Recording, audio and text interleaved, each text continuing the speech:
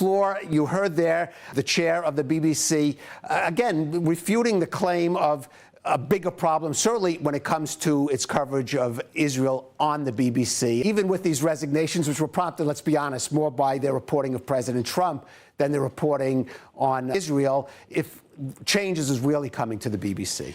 Well, I don't think so, because they seem pretty unrepentant.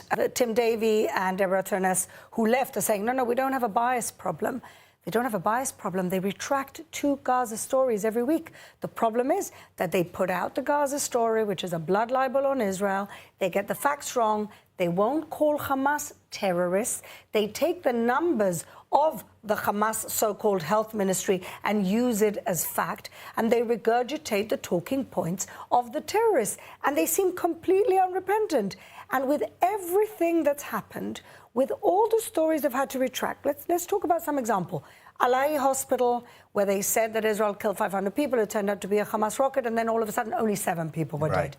The blood libels of starvation and famine, which now have been retracted by the UN, but who's looking at the retractions? And as you mentioned earlier, the famous documentary with the poor little boy in Gaza who turned out to be the son of the terrorist regime, Hamas's one of the ministers. They weren't even unrepentant about that. The only thing that has caused them to move is the fact that they did something to Trump. But I want to remind everybody that there's actually been a report, the Hassan-Nahoum report, that came out about a year ago, that did a 9 million word check on the BBC and BBC Arabia, and they found it to be wholly biased. This is AI, and this is cold analysis that found them to be completely biased. What more proof do they need?